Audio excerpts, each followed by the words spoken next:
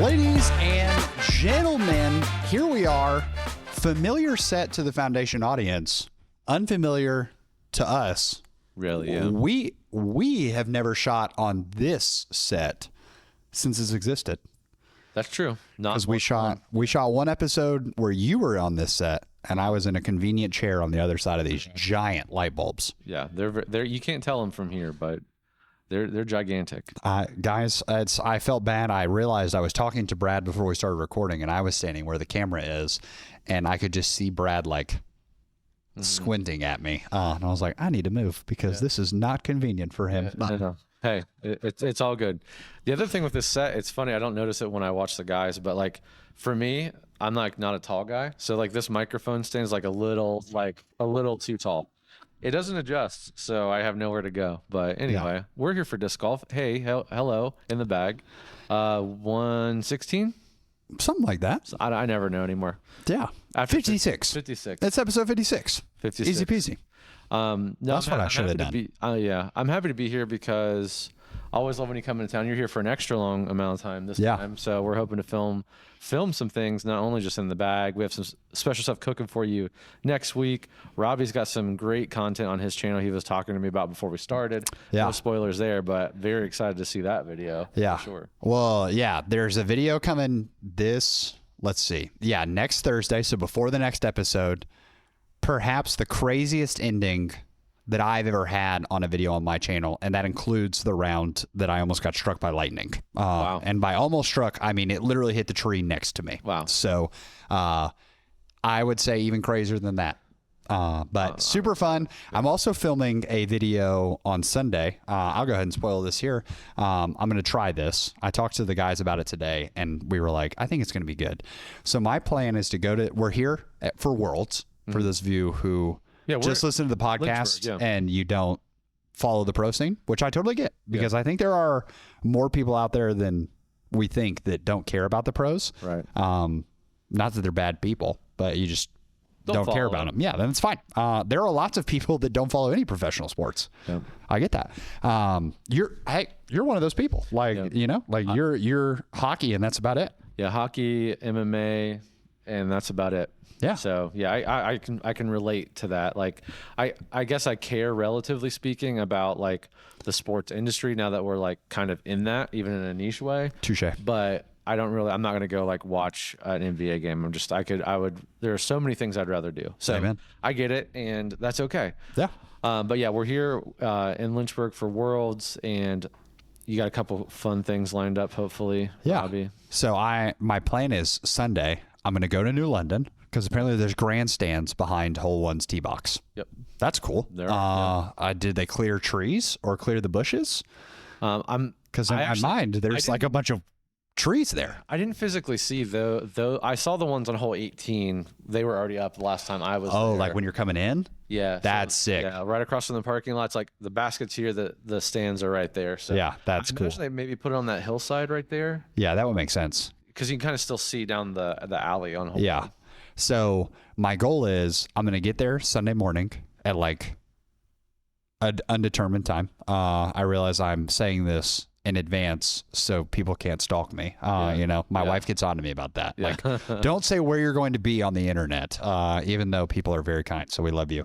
But I'm going to get there, set my camera up, and then as players roll up for their practice round at New London, I'm going to say, hey, 60 seconds. What's one tip or habit that you introduced to your game that you feel like when you started doing that, it helped take you from amateur to pro?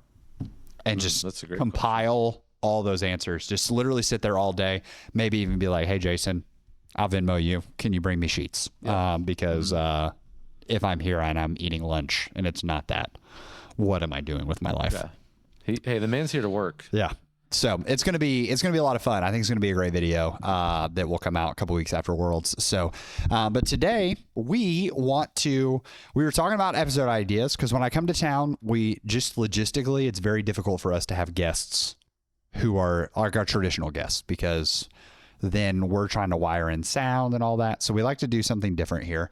And we talked about the idea of sort of analyzing the bag And we talk about confidence in your bag a lot. And I want to start somewhat with confidence there of like, are there molds that have shifted into your bag recently that you're feeling really confident in? Things like that.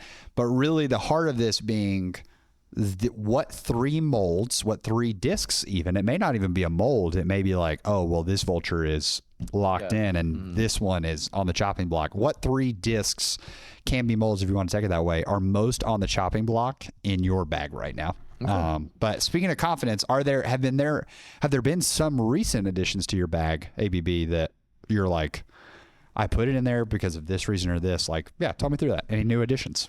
So I've been messing around. Like, again, I kind of stayed away from the distance driver category for a long time, just per advice, per doing the podcast, seeing some success. So I think the newest additions to my bag are mostly like in the distance driver category. I guess also the inner core comes in and out of the bag. So I'm not going to call it a new addition, but it's back in from those who watched the round with me and Jason. Yeah. And it just, there's some weird confidence I have throwing it, and I just needed that disc. The Quake is fairly new in my bag. Okay. And I'll say, without spoiling anything, like, it's not like locked in. It's in there, but it's not like locked in. I also have like the Firebird that's like kind of new in there that I don't really throw. It's kind of on the brink. Strive is new. I love the Strive. So good. Disc of the year. It was never a disc I would have ever picked up because I would look at the flight number and say, I'm never throwing this disc. Yeah. I have no business. And I love it. I have like a confidence with that disc that I don't know why I do, but I can throw it well. I can flip that disc up, which I just don't understand. Yeah, for I think it's a 13 speed by definition, which we all know. Trilogy, drop a speed off the distance drivers, and it's like, all right, cool. Yeah. So, oh, you think this is a 14 speed? No. Yeah, and so there's that one. The Gorgon is new to my bag as well. Gorgon's great, which I'm really liking recently. And then I threw a Falcon in there too as like a overstable option. Okay. And that there's a lot of movement, and we'll talk more about this later, but there's a lot of movement in that. Like when you get above 9 speed in my bag, it's very fluid right now, just on what's going on. Because again, I think I'm starting to get the arm speed to like mess around in that area. I just have to find the right discs. Yeah. And I'm also seeing the utility of having something pretty overstable, and I'm like learning how to use that type of disc. So even if it's not like a super overstable 12 speed, it is more overstable for me. So how do I use that in my normal everyday rounds, and why should I have it? Why should I like not jump up to something else, right? So like that upper realm, like that's all pretty new stuff. Up like 9 speed and above, that's like very fluid for me. So that's coming in and out. Yeah. I love that. For me, I would say the Gorgon. So I tried the Gorgon, threw it once or twice, and then I actually bought one when I was out on the West Coast in San Diego. That's where I was. Took me a second to get there. San Diego. Yes. Great city. Got to play Morley. Threw the Gorgon. Really loved it. I would say new additions to the bag that I'm like loving right now. One of them I've always known that I loved, and I ran away from it for a long time for valid reasons, but the Eagle. I love the Eagle by Innova. It is probably my favorite fairway driver of all time. It's iconic. I always describe the Eagle as a more aggressive T-bird because the Eagle is going to have more turn than a traditional T-bird will, but it also has more fade. So it's a more dramatic T-bird is probably the way to put it. And I mean, when we think about a T-bird and an Eagle, one sounds way cooler, right? That's true. Well, you know, I'm a fan of Eagles. Yeah. So predatory birds, we're here for it. Although, is there actually like a bird called a T-bird? Is that a real thing? I really don't know. And I don't know if it's like a nickname. Yeah. To another bird. I'm not really sure. And I'm not really sure if it's like a pun on like T-box and bird. Yeah. Don't know. Well, because I foolishly the other day was talking in the Birdie Fam about, we were talking about naming schemes across manufacturers. And when you really dive into it, they're all bad. Like none of them have cohesion. Yeah. Innova is pretty close with a lot of animals. Yeah. And I was like, but the Racer, what are we doing with that? And someone was like, Racer is a snake. And I was like, true. Oh, I'm a fool.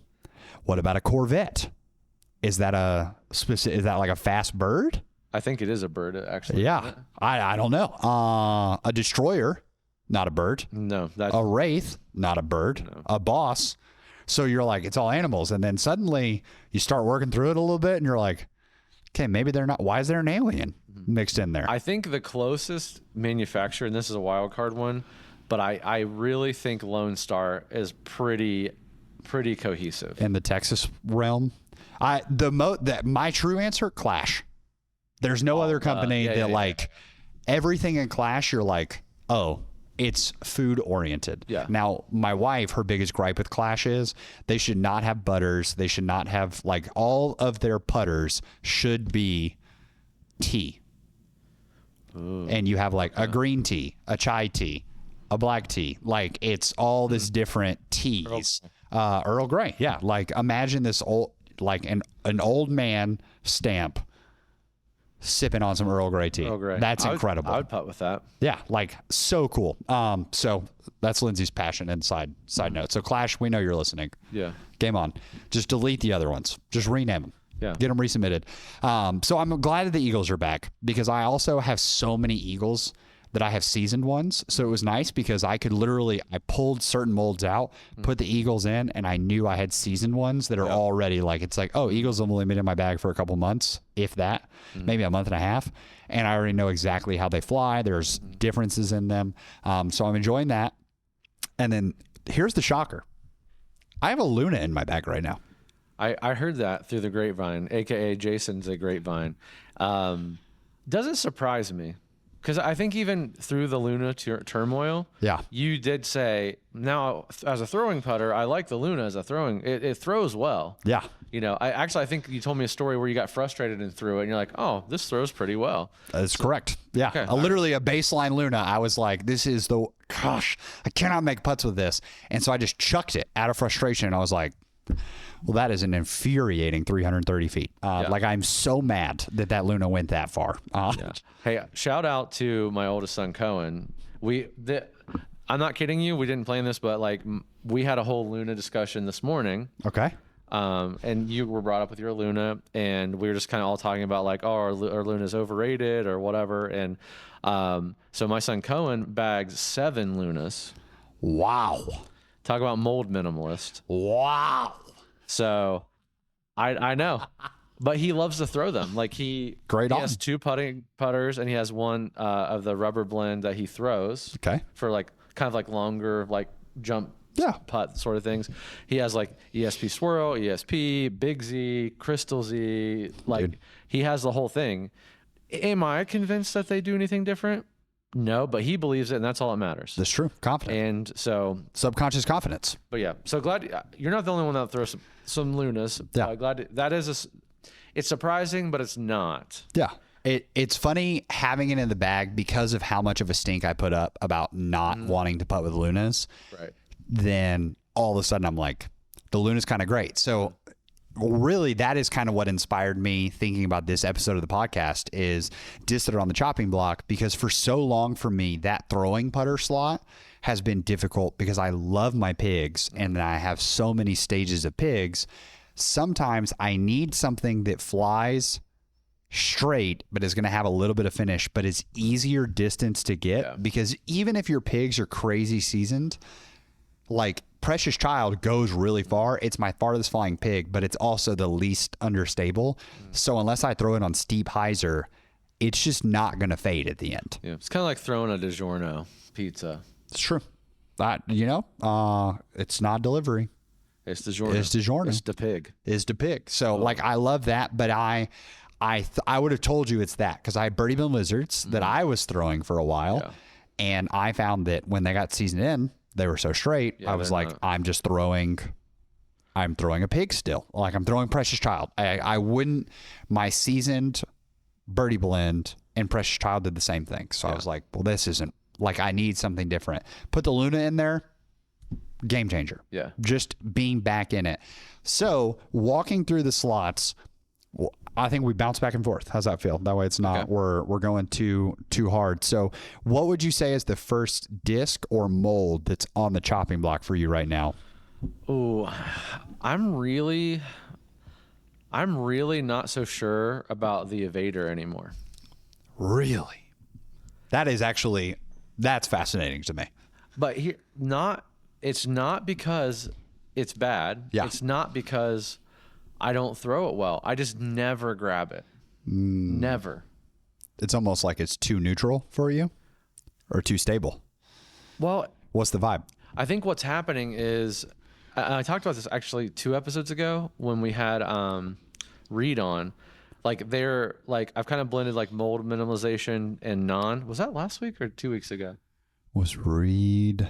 I think Reed was last week with mold minimalization going too far to a degree. Yeah. Okay. So we talked about this. Like I kind of have it in spots in my bag, the spots I'm really confident in that are kind of locked in. Yeah. And what's happened now with my FDs, I've experimented with enough different plastic and they're coming out in different plastics now that I have like my orange one, like that's my precious child, like is like kind of flippy and like I can't really crank on it too hard or it finds that understability.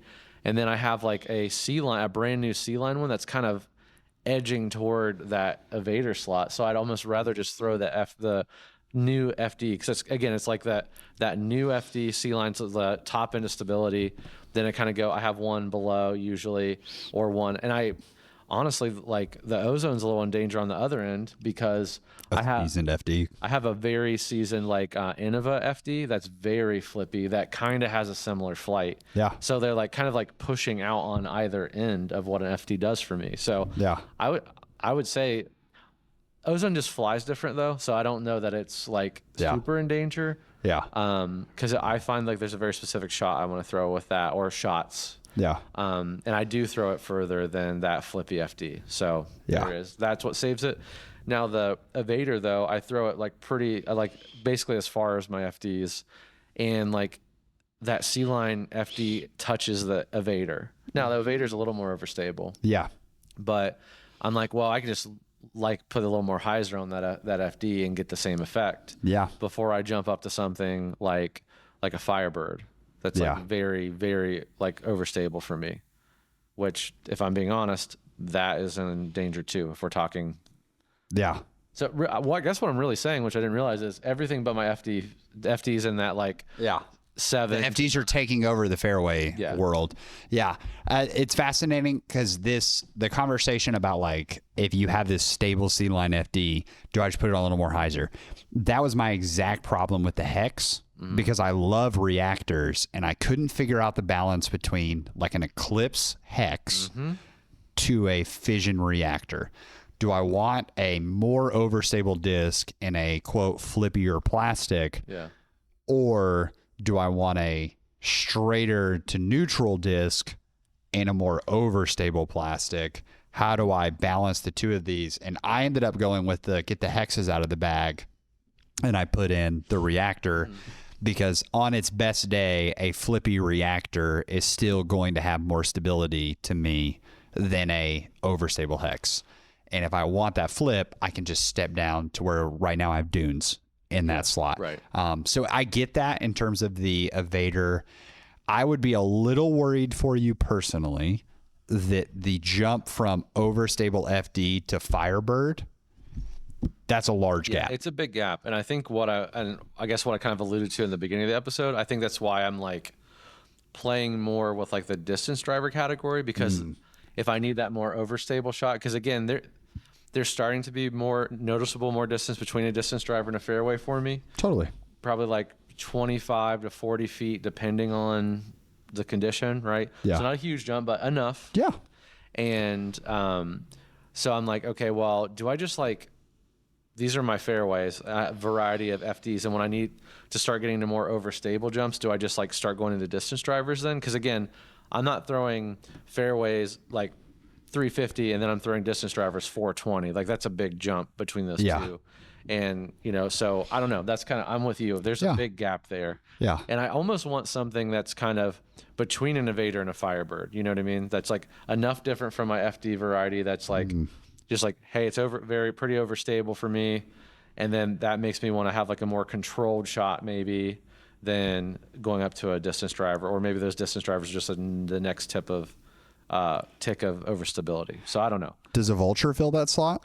Kind of. Because I'm wondering if that's why it was like I'm struggling to go to the evader because I can just take something. If I need that fade, I can just take something off of a vulture. Yeah. Like they're almost there wasn't enough of a difference between those two flights to see. Because the evader flies really well and it goes really far. So I could see a world that's like, even if I'm throwing my FDs this far, the evader gets the same, if not a little more, but it has the hook at the very end. And maybe if there's 40 feet of distance between my distance drivers to my FDs, maybe there's only 20 feet of distance between my vulture to my evader. I don't know. Yeah, it's funny that you say that because I think the scenarios where I should probably pick the evader, I'm grabbing a vulture. Yeah. Because I'm thinking of like, for instance, hole 17 at Timbrook. The shot I love to throw there is a big overstable spike hyzer that follows. Yeah, over the hill. Yeah. And I probably should throw the evader. Actually, be a very good disc for me to throw there. Totally. But I always go to the vulture. Yeah. But I also know, like, I take some off of the vulture to my beat in one to get a little more stability, and I like to skip it down the hill. Like, so that's a very good example of when I pick why I don't pick that product. I didn't even think of that. Yeah, which makes sense. I think that's really valid. What about you? What's your first disc? First one I would say is one that I actually, friend of the show, Wes. We had a discussion about this. I want to say it was like before I even came up for my first official visit with Foundation, not where we first met when we did the collab, but like, okay, I've signed with Foundation. Here we go. That first February trip. Because I'm pretty sure Wes either joined for that, like he came down for that trip, or it was the next trip. It was one of those two. Yeah. But before we were going, he was talking about the Ursus by Terminal Velocity, who I don't think exists as a company anymore. I'm pretty sure they went under, unfortunately. Sorry, I don't know. Which is tough. But we were talking about that overstable mid slot. And I have a Justice that I currently use in that slot. Friend in Georgia, Compound Discs, is making 3D printed discs. And last time I was up here, I had the tunnel shot in place of my polecats. Yeah. I would have said the polecat was in danger, but I have since taken the tunnel shot out and put the polecat back in. Lethal. Yeah. Like I feel like I can be so aggressive, and I'm just putting the polecat either in the chains or right next to it. Yeah. Every single time. I have had one roll away on that polecat, and I have thrown it probably 100 times since putting it back in. Only one, and it bit me hard, but I'll take those odds. 99 times out of 100. Okay, cool. It's funny because the polecat to me, it's funny to even hear you say that, because to me it's like Robbie C. I hear pig. I hear polecat, then wizard. Yeah. In my mind. That's true. Well, the wizard's a new thing, right? We're only 8 months into Robbie C and the wizard being like simpatico. But the polecat, that does shock. I didn't even know that. That shocks me because, I feel like polecat, pig are your 1-2 like combo. Yeah. So the polecat's back in. It's a lock. We're good. It's feeling good. But the Justice, I was like, okay, well, Compound's releasing a disc called the Hyzer. And I was like, all right, cool. So I tried it. It's not PGA approved yet, but I've thrown it, and it's just really overstable. I mean, like, I would say a little farther Zone OS. Wow. But it's just as overstable, but it goes just that hair more. But it's so overstable that I'm like, I can't throw a stock Hyzer with this. Like, I have a big forehand. And if I'm getting that thing to like 280 on a forehand, I mean, I have just smashed that disc. Really? It is so overstable. So I pulled it out, or I pulled the Justice out and put that back in. The conversation Wes and I were having was I don't use that disc very often. So I like having the Justice in because I know what it does. And I'm not throwing it enough to really think about slotting in a new disc. But there's just something about the Justice, and I can't put my finger on it. And it really could be this, Brad. I could literally just be bored of the Justice. I agree with you. I think that's exactly what's happening. And I feel like that is not talked about in disc golf very often. Like sometimes a disc works for you, and you're just bored of it. Yep. And if that's the case, like sometimes it's worth going on vacation, seeing someone else for a little while. You know, this is not marriage advice because that's terrible marriage advice. Not but, applicable there, but applicable. but applicable to disc golf for sure. For sure. Can I be honest? I think a disc I'm feeling that with is the Vulture. Okay. Yeah. And what I'm trying to do with it is not take it out, but I'm just like, I'll find like a really weird one in the used bin, or like we just had Brody's Z Jawbreaker Flex Vultures. I'm like, that sounds cool, and I'll just like throw out the other ones and throw other ones in that I don't throw, but I'm like, I don't know, feels different enough. Yeah. Because if I'm being honest, like I've really, and all of you have heard this entire year, I've not made a ton of changes to my bag. Yeah. And I'm to the point I'm like just really itching to just like, Yeah, something's got to move. yeah, either I'm just going to like leave this one, just like kind of fine tune it, and it sets to the side, and I'm building a new one, like just to play for fun. Yeah. Like we're almost there. Because yeah, I feel that is what I'm trying to say. I feel like the being bored. But I think also the Justice, like you've thrown a Justice for a long time. There's like a lot of comfort to that too, which is also like probably the hard part about anything else.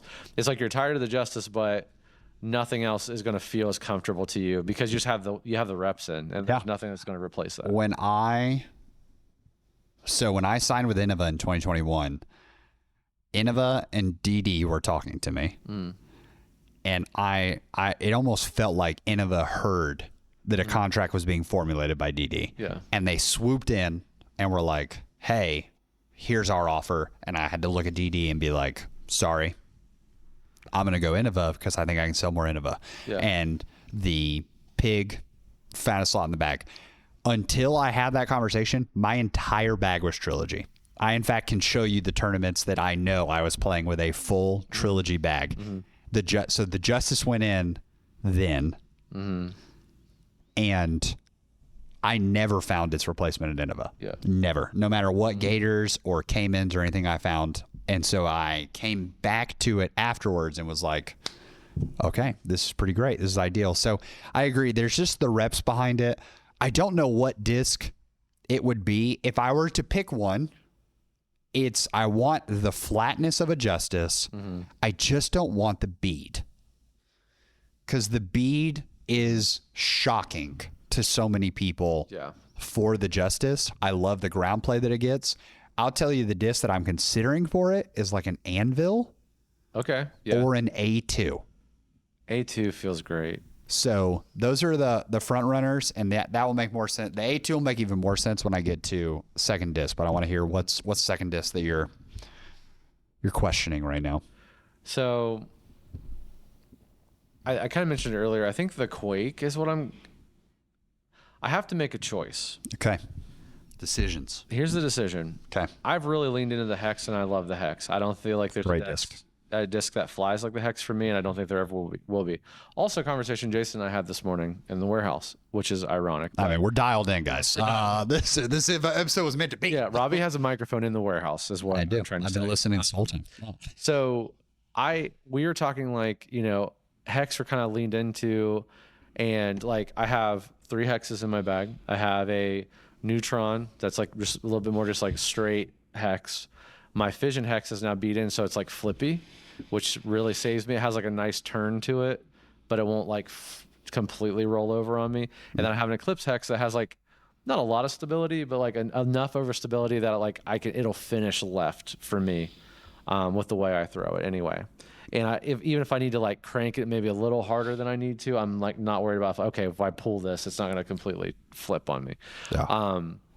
But then there's a massive gap between that Hex and my Quake for me. I have a Glow Midnight Flyer Quake, which seems to be, from hearing other people's Quakes, more overstable than like your typical Quake. So mine's a little bit more overstable for whatever reason. And I think anyone who's seen me throw it can tell how overstable it is. So I have this like massive void. So I need to make one of 2 decisions. I think I either need to just say, okay, my Hex is my straight, and I have like a slightly flippier Hex.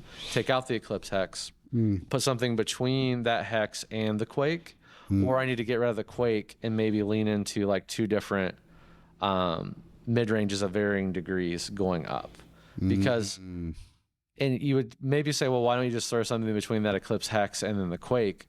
I just feel like there's going to be confusion for me. Yeah.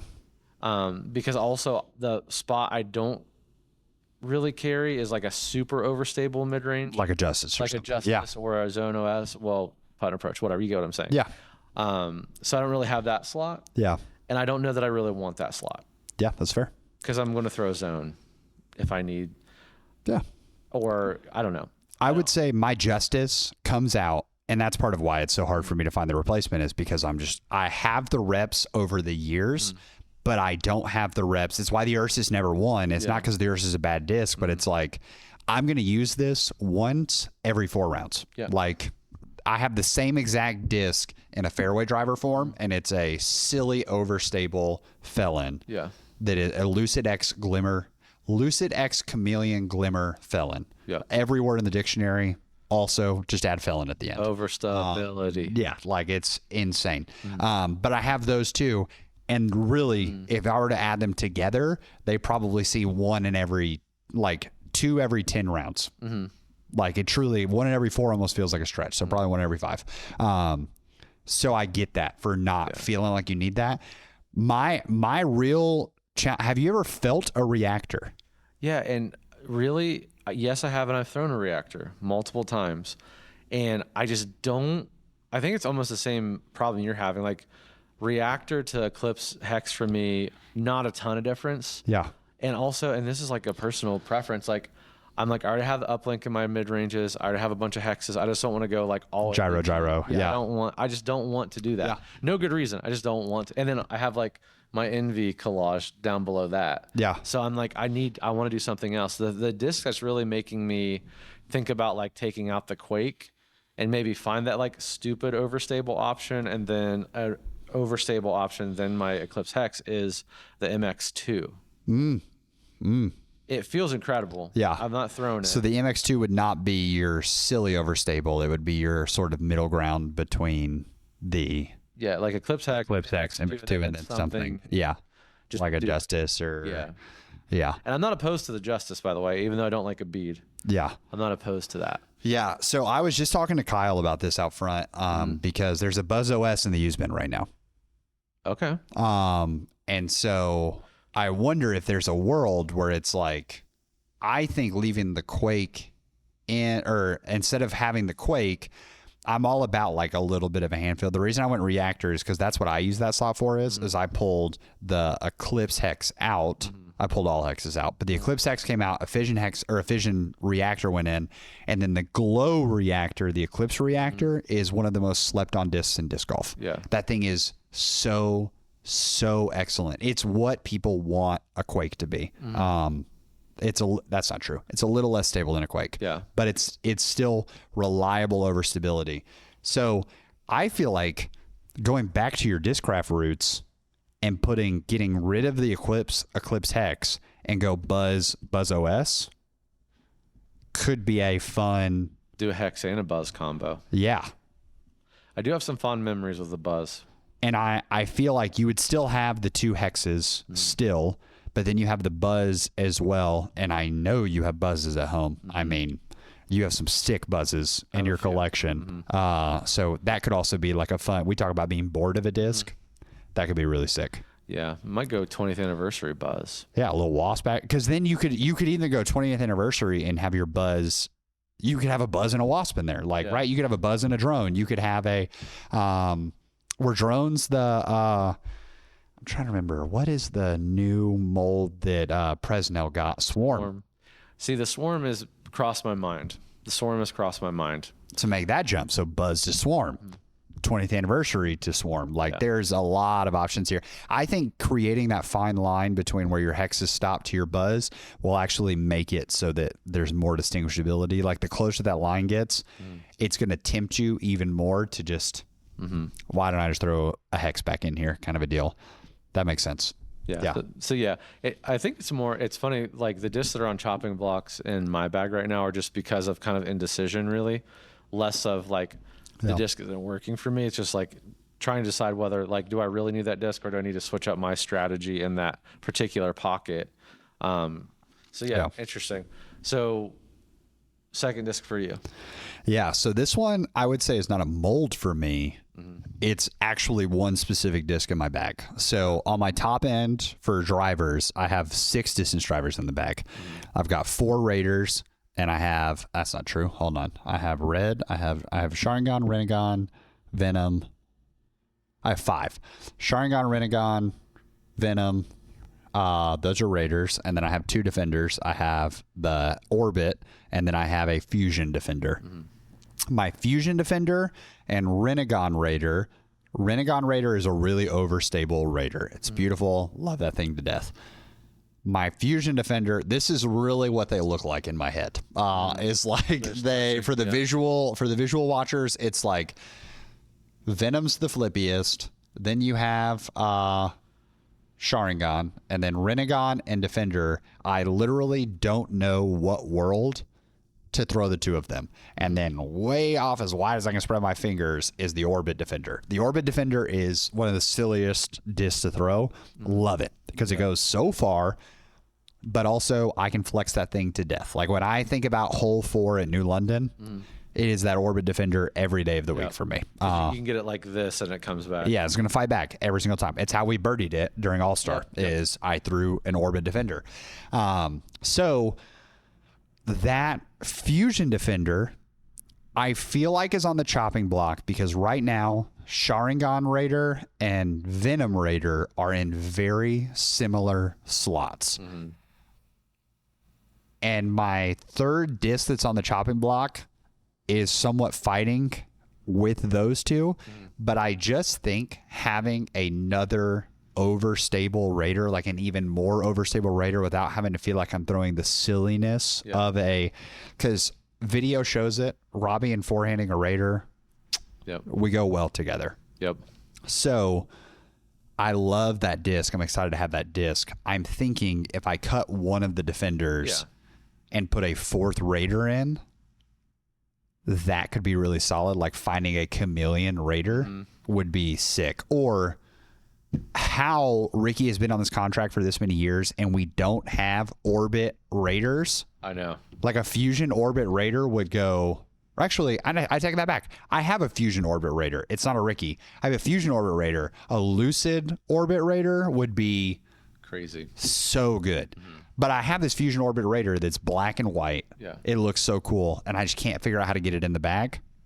I think that could be a valid option. Can I ask a question? So the General, does that like mess with these slots at all for you, or is it a completely different disc for you? So I haven't messed around with the General as much as I should in comparison. I definitely want to make a video on it for 2 reasons. One, I think that I don't know if I've missed the hype on the General, like in terms of people talking about it, but it's wild as a retailer for us to think about the fact that a disc is $32 for nothing special.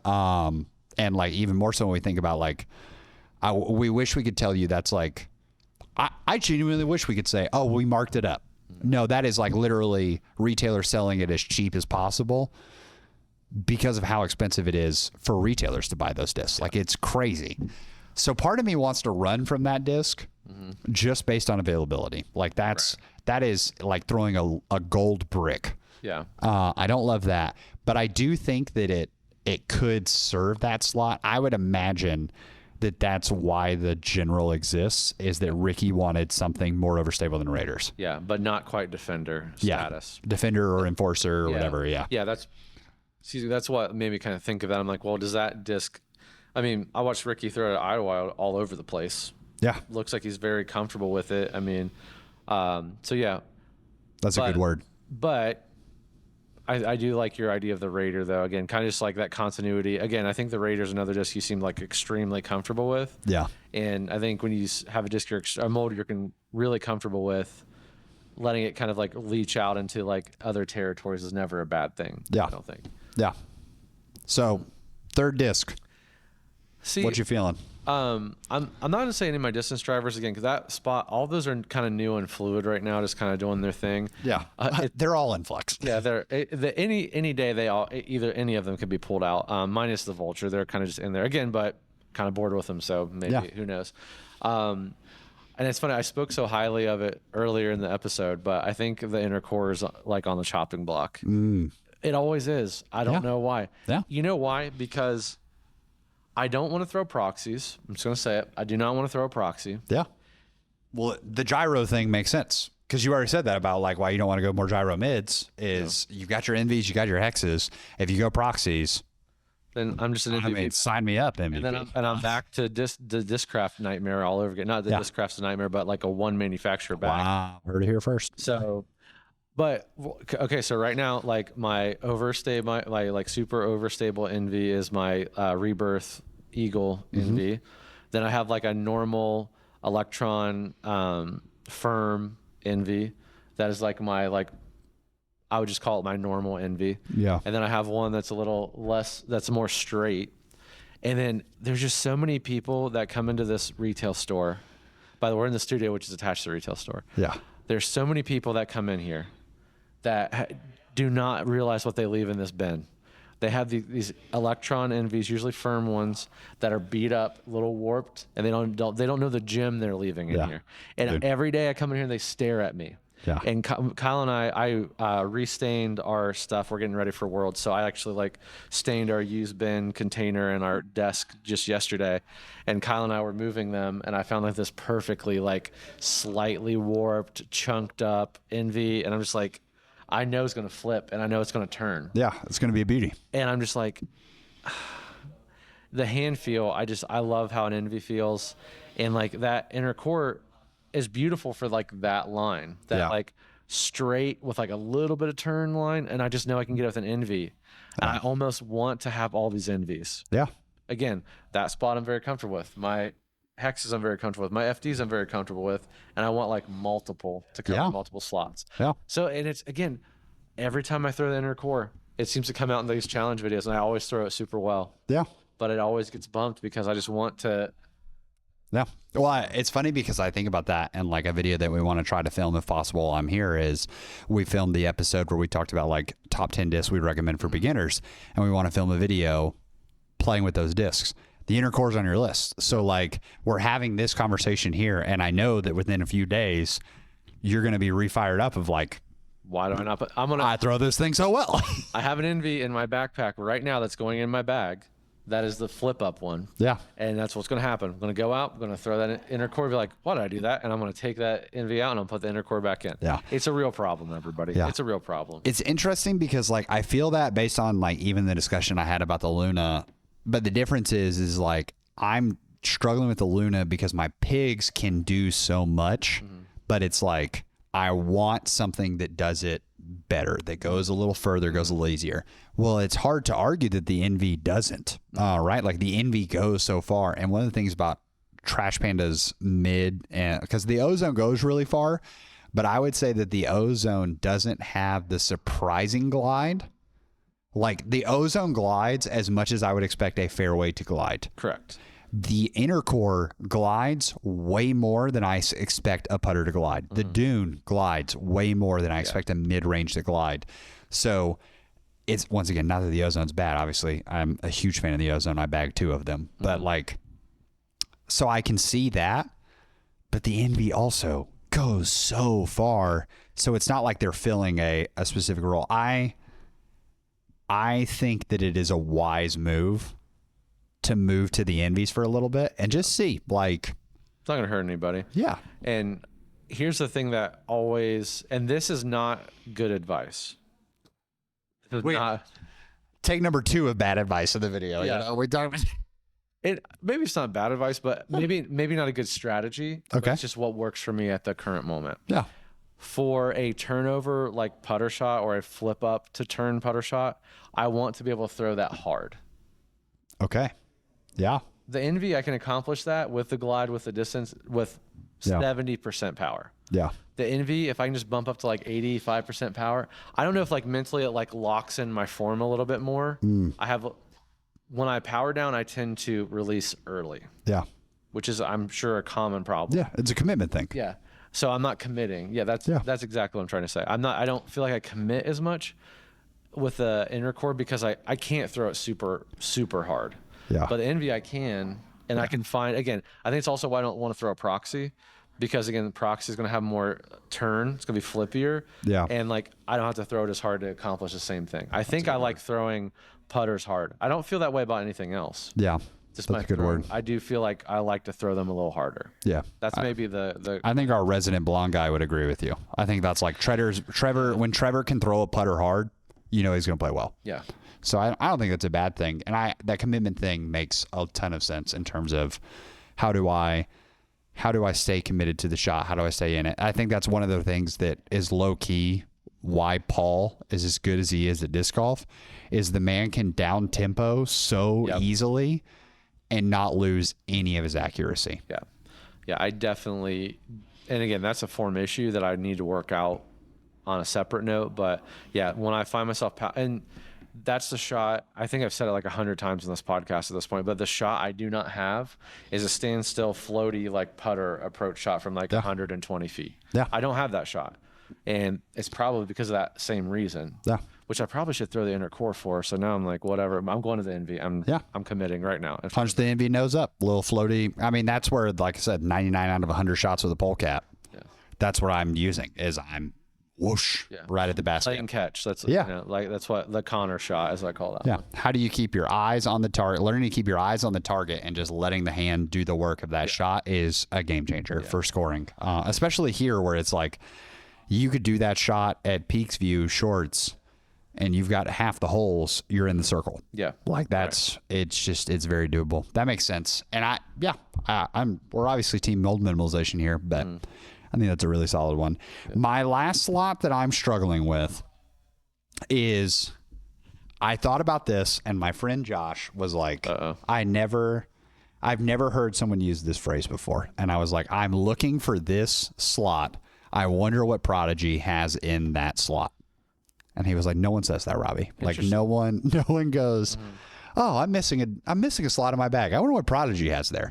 Unfortunate, because Prodigy does make some good plastic, especially modern. Their modern Prodigy is, I think, really slept on. Slept on stuff. Yeah. So I put the H4 in my bag. And here's H4. Okay. Or H5. I put the H5 in my bag because I didn't want the D4 or D5. I don't even think a D5 exists. D4 may exist.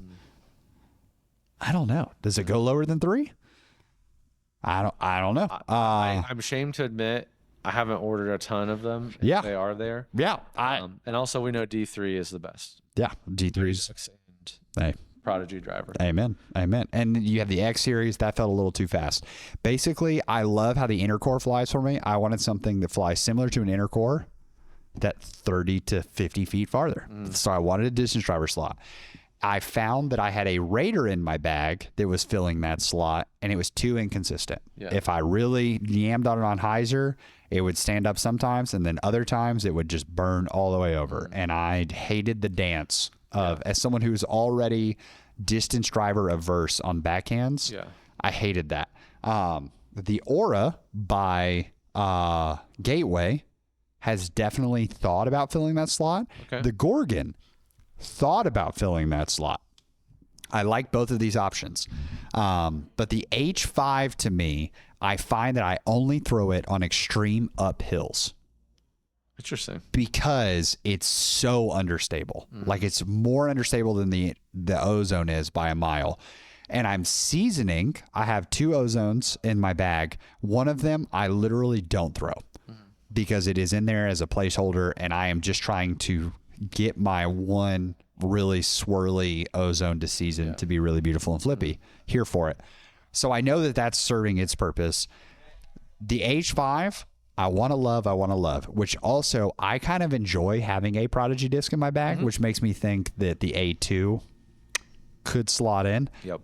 I will go ahead and confess, I've never thrown an A1 in my life. I haven't either. If it's supposed to be, according to their system, it should be more overstable than the A2, which could be even more perfect. But the A2 is also sneaky overstable. Yeah. So I like how it feels. I like how it flies. So I can see that shift happening. I'll tell you the disc that, and this may actually be like news to you. Very possible, because I got one sent in the mail to me. Didn't even know this disc existed. I don't even think it has a name yet. DGA is releasing a new distance driver in partnership with Katrina. Did not know this. They have designed like a new distance driver for her. If I had to put numbers on it, because I've thrown it twice now, I actually have it in the back of my truck. I would say like 11, 6, minus 2, minus 2.5, 1. It is gorgeous. This thing is so fun to throw. I literally this past weekend wanted to use it in a tournament, and I was like, Can't. I don't know that this is PGA approved. So like it would be cheating. And I'm not trying to get DQ'd because competition would find out and get onto me for it. I think it could fill that slot. But man, do I want to love the Gorgon? Yes. The Gorgon's so sick. Mm-hmm. But in my pact, when you think of Robbie C, you go pig, polecat. Awesome. I love my Eagles. Here we go. You can't do it. I can't do it. No. I can't put more in there. Same reason I can't do the reactor. Yeah. It's like, is anything holding us back from it? No, absolutely not. But in the form of content creation and fighting for other content creators, I can't have 90% of my bag be Innova and not be sponsored by them. I feel like I was in a bad relationship, and I can't feel myself walking back into like slowly something creeping up 50% of my bag, because then I'm just gonna be very sad. Yeah. So that's the other reason I also don't. I'm not even trying. I won't not even consider any fairways or drivers from MVP. From MVP. That's fair. Because they've already locked up so much of my bag. I just will not do it. Yeah. Well, Brad, sounds like we got some decisions to make. Sounds like it's not even that we have decisions to make. It sounds like we know what decisions to make. It's just pushing each other out the door. I will go ahead and make a formal apology, because I realized I looked at my disc RPM like 2 days ago and realized it's vastly out of date. And my bag really isn't shifting that much right now. It's just shifted quite a bit from when I last updated it. So I do apologize. Once we land on these changes, I will update it. For those of you watching, it won't be for 2 episodes. I'm not going to do it while I'm up here. Doing that process on the computer and editing the numbers is significantly easier. Not that it's difficult, but it's significantly easier than doing it on my phone. So, yeah, and yeah, I've brought my bag into the warehouse many times, because I take the pictures in the white box, so I have a nice clean So that's what I do. And I've brought it in many times over the last couple of weeks, and I just get busy. Worlds is here. Yeah. Stuff gets carried away. So drops every day. We're gonna upload those very soon. But in the meantime, make sure you check them out. Upload your discs. Yeah. Join us on the community. Yeah. It's got to be over like 1,500 members now. I think it's close to 1,700. Yeah. Last I looked, it was close to 1,700. So it's incredible. That's a great tool that they developed, basically for us and for you. Yeah. So it's amazing. Thanks Disc RPM for that. So as we mentioned, Worlds is coming this following week after you listen to this. Yeah. So we don't have a ton of drops happening this week, but we'll do a little what's new in the warehouse. Yeah. I'll fill you in. Two really big, one really big thing. I'll save it for last. Okay. Here we go. First thing, since there's not a lot of drops, obviously, there's going to be drops here if you're here at Worlds and things. So manufacturers have kind of held back off that. We decided to do our own. We're calling them personality mystery boxes or personality boxes. I'm not sure what title is going to land on the. Yeah. You'll see it on Recently Restocked. But we had Robbie, Hunter, Trevor, Connor pick out some of their favorite discs, and you can buy a three disc mystery box that has some of their favorite discs in them. That's awesome. Yeah. So that's going to be really fun. You can probably maybe guess what's going to be in some of them, but you don't know. Zones for me. It's just 3 zones. Yeah. Zone, and Zone OS. Yeah. The Zone OS is good. I like it. Yeah. It's not shallow. So that's going to be available. The big thing, and maybe kind of heard here first, we teased it last week. Yeah. But Robbie is now going to be available for virtual lessons through our site if you're a Hyzer Club member or Birdie Fan member. So number one, if you're not a Hyzer Club member or Birdie Fan member, make sure you check those out. We know it's a little bit of a commitment for you all, and we appreciate everyone who does, or if you can't do it, that's fine. But a lot of value in those 2 programs. You get access to exclusive stuff. You get access to things early. And now you're going to have access to virtual lessons with Robbie. They're going to be 30-minute sessions, kind of catered to you. I mean, obviously, we'll let you kind of give your pitch, Robbie, on like your ideal lesson on what's going to go on there. But we'll work on forehand, backhand, putting, mental game, whatever it may be. Like I have I have enough students that I've done all of these things virtually. I've worked with people on putting. One of my students, when he's prepping for tournaments, we literally sit there for 30 minutes and we just sit there with a caddy book and walk through, is this an attack hole for you? Why would this be an attack hole for you? Blah, blah, blah, and talk strategy on how to tackle the tournament and create a solid game plan together. It's been a ton of fun, and really excited to bring this to the foundation community. I've been on the team for a year and 8 months at this point, and it's like we really looked at it a couple of weeks ago and we're like, why are we not doing this? Yep. We want to bring a coaching side to foundation, and I'll tell you, like, the better this is received, the more opportunity that creates in the future. Yep. So it's going to be a limited availability at first, again, to those groups. And again, if there's success there, we might open it up to everybody, but your best chance is to jump into one of those Patreons and make sure you have access. Again, it will be available directly through our site. It's very easy. You can pick it off the calendar, what time. It sends you a reminder, creates a calendar event for you and Robbie. It'll automatically give you some questions to like prep for the virtual lesson, and you're good to go. I think for those of you, I think what's great, Robbie, like, you're not trying to teach people to throw 600 feet. Those aren't the people you're catering to. The people you're catering to are everyday people. Maybe you just want to putt a little bit better. Maybe maybe you've never had someone say, and you wanted to ask them, how do I putt? Yeah. What does a putting form look like? What am I doing wrong on my backhand throw? Why am I turning everything over? Yeah. I think those are really important questions, and you can address specific questions with Robbie on those, again, in the intake form. So I'm a firm believer that every single person in the world, if you do not have physical limitations, 400 is the floor for everyone with no physical limitations. I firmly believe that. But if you're a thrower out there and you're only throwing 250,